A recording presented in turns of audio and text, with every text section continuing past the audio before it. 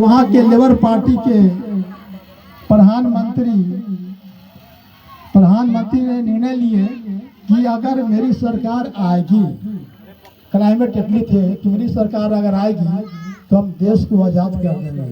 पूरे देश वासी जो इंग्लैंड में रहते थे सभी के सहयोग से क्लाइमेट इटली के वहाँ के प्रधानमंत्री बनाया गया और बनाने के बाद उन्होंने अपना 3 मंत्रियों के ये भेजा गया इंग्लैंड में, जिन्होंने बोले कि आप 5 साल ट्रेनिंग कीजिए और अपना संविधान लिख कर रेडी कीजिए, आपका देश स्वतंत्र हो चुका है।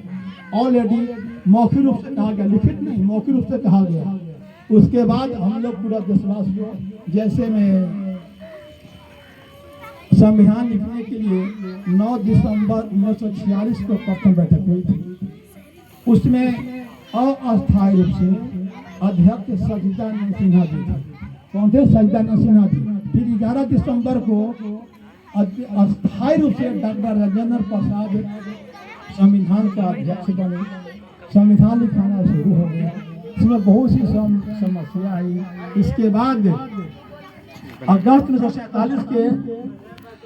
1947 में प्रारूप समिति की अध्यक्ष का चुनाव हुआ, जो डॉक्टर भीमराव अंबेडकर को सभी देश भक्तों संविधान जो लिखे हैं सबको कोटि कोटि प्रणाम करते हैं। और वो प्रारूप समिति के अध्यक्ष देश रत्न भारत रत्न डॉक्टर भीमराव अंबेडकर में बन गए। जितने संविधान के छोटे मोटे समस्याएं थे पूरा कमेटी का जो हेड भीमराव अंबेडकर बने और इसका संविधान लिखना शुरू किया। संविधान लिखना बहुत आसान नहीं थी, बहुत ही इसकी समस्या। पंडित जवाहरलाल नेहरू पश्चिम बंगाल में गए और वो शांति निकेतन गए, वहाँ से नंदलाल घोष के लाए कि आपको चित्रकला करना है। पूरे संविधान पर उन्होंने चित्रकला सजाए, ऐसा सजाए कि स्वर्ग से आते हुए गंगा, गौतम बुद्ध, जल कराते हुए चित्र और जैन धर्म में जितने हिंदुस्तान के इतिहास है सब दर्शाया गया है। और अपने राइटिंग में लिखे हैं, प्रेम बिहारी नारायण रायजादा ने अपने राइटिंग में सुलेख में लिखा गया है। हिंदी और इंग्लिश में देश का पूरे विश्व का सबसे बड़ा संविधान है। और ऐसा होकर के आज हमारे देश में संविधान लागू हो गया, जो पूर्ण रूप से नहीं हुआ था। तो 26 जनवरी 1950 को हमारा देश पूर्ण रूप से संविधान लागू हो गया और प्रथम भारत के राष्ट्रपति डॉक्टर राजेंद्र प्रसाद बने। और प्रथम चुनाव 1951 में हुआ था, 52 में राष्ट्रपति बन गए थे। संविधान में कुछ बनने के बाद हम लोग पूर्ण रूप से लोकतांत्रिक संप्रभुत्व देश मेरा बन गया। आज उसी के याद में हम छोटे छोटे स्टूडेंट, गार्जियन, अभिभावक, अधिवक्ता, प्रवक्ता एंड लेखक, विद्वान, प्रोफेसर, बुद्धिमता, स्टूडेंट, कार्यशील, कर्मशील, प्रगतिशील उपस्थित इस छोटे से मीनार में पाए हैं, उसके लिए मैं कोटि कोटि प्रणाम करते हैं, नमस्कार करते हैं, आशीर्वाद करते हैं। देश के विकास के लिए सभी को एक अच्छा टीचर मानवता दी चाहिए। मैंने एक सपना देखे थे, मेरा उम्मीद है कि इस गांव में कम से कम एक IAS ऑफिसर बने। मैं बच्चों को फ्री पढ़ाते हैं, आज तक कभी से 1 रुपया नहीं देते हैं। कोई बच्चे आते हैं, मैं आगे देता हूँ फ्री आओ, जितना मैथ पूछना है, मैथ, GS जितना है, UPSC का हो, रेलवे का हो, हम आपको नो डाउट बताएंगे बिना पैसा के। मैंने कहा था कि छोटी सी भवन अगर मेरा रहेगा, लाइब्रेरी फ्री कर देंगे, इसमें कोई पैसा नहीं देंगे। लाइट बिल मेला रहेगा, लाइट बिल मेला रहेगा, पढ़ाने के लिए पूर्ण फ्री रहेगा। उतना ही नहीं, देश आज इस गरीब अंग्रेजों से लड़ रहा है, बड़ी गरीबी से उठा है।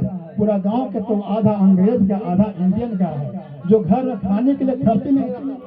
हम जाकर घर घर घूम घूम के झोला डॉक्टर शंकर स्पेशलिस्ट इलाज करता था। 20 परिवार में 20 का 20 बुखार से पीड़ित था, सबको फ्री इलाज 20-30 रुपया में 2 साल को उधार कर देते थे। मेरा उसी का आशीर्वाद भी आज मैं रेलवे स्टाफ निकाले अपना मेहनत अपना कर्तव्य। किसी को उम्मीद नहीं था कि ये शंकर इतना बूढ़ा होते हुए दांत टूट गया, बाल पक गया, सब भुला गया, ABCD नहीं आता है, ये ग्रुप डी कंपटीशन निकालेगा। मैंने कई कंपटीशन निकाले थे, ग्रुप डी निकाले, हाई स्कूल टीचर के भी निकाल चुके हैं। उसमें भी मेरा 100 नंबर में 85 नंबर आया था, लेकिन BEd नहीं करने के कारण हमको ज्वाइन करना पड़ गया था। लाचार में कोई टाइम नहीं था, ये भी नहीं था। लोग कहें कि जाओ सिकंदराबाद में कम मेरिट में हो जाता है, चले जाइए, आपको लास्ट एज है, पटना के मेरिट कम जाता है, अधिक जाता है, इलाहाबाद का अधिक जाता है। आपका सब गुरु भाइयों के आदेश के अनुसार मैं सिलेक्ट किया और चयनित है, उसके आशीर्वाद से हम यहाँ के सामने 1994 की बात करते हैं तो हम स्टूडेंट रहे हैं अनुग्रह इंटर कॉलेज अर्थात गेट स्कूल। वहाँ पर क्यूज होता था, क्यूज में मैंने टॉपर किया, उस समय मेरा 500 रुपया मिला था। संदीप यादव साथ में गए थे पैसा लेने के लिए, तो जाने में लेट हो गया, उस साथ में तो मैं सोचा कि हमसे 500 रुपया के सूद भी अगर बच्चों को दे दें तो अगर इन लोग में एक भी कम से कम कोई भी नौकरी जॉब टीचर बन जाते हैं, उनका आशीर्वाद हम को रहेगा। उम्मीद करते हैं कि सबका जितना भी सहयोग करेंगे और कलम कॉपी जितना भी बच्चों को घटेगा पैसा मैं अपना पेमेंट से दे देंगे। कोई कलर किताब चाहिए इतना 1000, 10,000, 20,000 आप 1 महीना पहले बोल दीजिए, जो भी किताब है हम बच्चों के यहाँ पर दे देंगे। और उम्मीद करते हैं कि गरीबी बहुत ज्यादा होता है, पैसा नहीं रहता है वर्षा ऋतु के बाद, घर में चावल खाद के लिए नहीं रहता है, इलाज तो बहुत दूर है। तो मैं थोड़ा प्रयास करूंगा एक गांव के लिए हम एम्बुलेंस फ्री में दे देंगे, ओनली फ्री रहेगा, आना जाना सबको सुविधा रहेगा। जब एक छोटी से मैं उम्मीद करती आज नहीं पहले भी पवन बाबू के पहले कहे थे कि निर्विरोध एक उम्मीदवार होना चाहिए, तो ये बोले कि अगला इलेक्शन में आपको हम व्यवस्था कर देंगे, इसी में नहीं होगा ना मेरा कोई लोभ न ईर्ष्या, मैं सबसे समाज से ऊपर उठ करके मैं बात कर रहा था समाज के लिए। कारण क्या होता है, एक गांव में 4 वार्ड हो, 4 खाओ, इसको न देना तो मेरा दुश्मन, इनको न दिए तो ये दुश्मन, ये न दिए तो ये दुश्मन। सबसे बड़ा वार्ड के जो चुनाव होता है पंचायत का, सबसे ज्यादा करप्शन उसमें होता है। इसलिए निवेदन है कि इसमें भी वार्ड निर्विरोध, मेरी एक संकल्प है जैसे भी हो इस गाँव में वार्ड निर्विरोध होना चाहिए, चाहे पंचायत चुनाव करके ये मिला करके समझा करके। जैसे हमारा देश में जब आजाद हुआ था तो कई रियासतें आ जाते थे, जूनागढ़ अंग्रेज संविधान में नहीं आ रहा था, हैदराबाद नहीं आ रहा था, जम्मू कश्मीर की एग्जाम्पल लीजिए संविधान में नहीं मिल रहे थे, लेकिन जूनागढ़ को भी मिलाया गया था, हैदराबाद को लाठी का मार से मिलाया गया था, जम्मू कश्मीर को बिल्ले पत्र पर से मिलाया गया था, सब संविधान विकास युग हुआ था। अब संविधान केंद्र होगा नहीं, तो एक ही रिक्वेस्ट है, प्रश्न है कि वार्ड जो है निर्विरोध करना, थोड़ा खून बहेगा, पसीना बहेगी और गालियां तो सुनना पड़ेगा। आशीर्वाद के तो गाली आशीर्वाद है, गाली ही आशीर्वाद है। गांव का विकास ही आपका विकास है, अगर गांव में एकता नहीं रहेगा तो बच्चों पढ़ेंगे नहीं। मेरा उम्मीद है कि इस गांव से कम एक IAS ऑफिसर DM बने। अपना देखें नेट पर यूपी के एक गांव है, जौनपुर जिला है, जिनका माधवपट्टी गांव है, वहां पर मात्र छोटा सा 75 घर के ही गांव है, जिसमें 50 IAS ऑफिसर एंड जितना भी आदमी है वर्ल्ड बैंक के बड़े बड़े पोस्ट पर हैं। तो हम लोग आपस में लड़के ईर्ष्या बढ़ा करके माइंड को डेवलप न कर करके दूसरों को गबड़ा में गिराने के लिए अपने माइंड को सोच वहाँ खत्म करके पूरा लाइफ नहीं कम से कम 3 जनरेशन का लॉस कर देते हैं। इसके बारे में विचार करने के लिए हम छोटे से मीनार रखेंगे, अपने लिए नहीं रखे कि हम तो लेकर पढ़ रहे थे जो है तो हो गया, लेकिन आने वाला भाई तो DM ये बन जाएंगे तो मेरा बेटा भी क्या DM होगा तो DM का ही रंग पर आ जाओ। जब 33 वर्ष की उम्र में मेरी नौकरी हुई तो यहाँ जवानों और जितना स्टूडेंट हैं सबको खून खोल गया कि जब 33 वर्ष के बुढ़ा 12 वर्ष पढ़ाई छोड़ने के बाद भी इन कंपटीशन निकाल लिए, तो हम लोग तो अभी नया जोश है, नई माइंड है, नई जवानी है, तो जरूर निकाल लेंगे। हर प्रश्न का हल होगा, आज नहीं अभी होगा। अगर हम पर विश्वास होगा, जाके देखिए रेगिस्तान में भी जल होगा। कौन कहता है कि बिना पूंजी के व्यापार नहीं होता? कौन कहता है? उसको लाइए मेरे पास। कौन कहता है कि बिना पूंजी के व्यापार नहीं होता? अगर मैं कुछ महीना कुछ वर्ष पहले होता तो आलमपुर और पूरे विश्व में कोई भी बेरोजगार नहीं होता।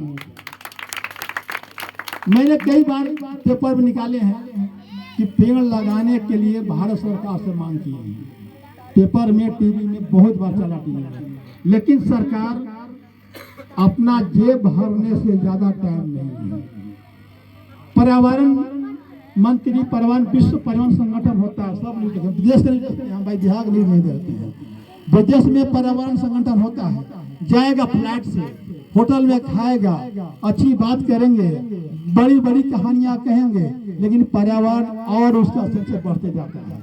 मेरी एक ही सोच है कि पेड़ अगर लग जाएगा तो 100% है कि पर्यावरण कम होगा, छाया रहेगा। गर्मी के दिन में बहुत गर्मी, ठंडा के दिन में बहुत ठंडा। इसलिए हम भारत सरकार हो या बिहार सरकार हो या विश्व वर्ल्ड बैंक हो या जितना भी संस्थाएं हैं, NGO हैं, सबसे मैं आग्रह करके कई बार में लेटर लिखे हैं कि आप पेड़ लगाने का योजना बनाइए कि हर गांव में, हर जंगल में, हर जगह जितना भी खाली है सब पर पेड़ होना चाहिए। ऑटोमेटिक मैं उम्मीद करता हूँ कि यहाँ की कम से कम ऑक्सीजन का मात्रा जरूर बढ़ेगा। इसके लिए सभी लोग सहयोग करें इसको लिए। और एक बार मेरा वृक्ष धर्म रहेगा, वृक्ष का ही पालन करना है। एक बार आंदोलन करेंगे, हम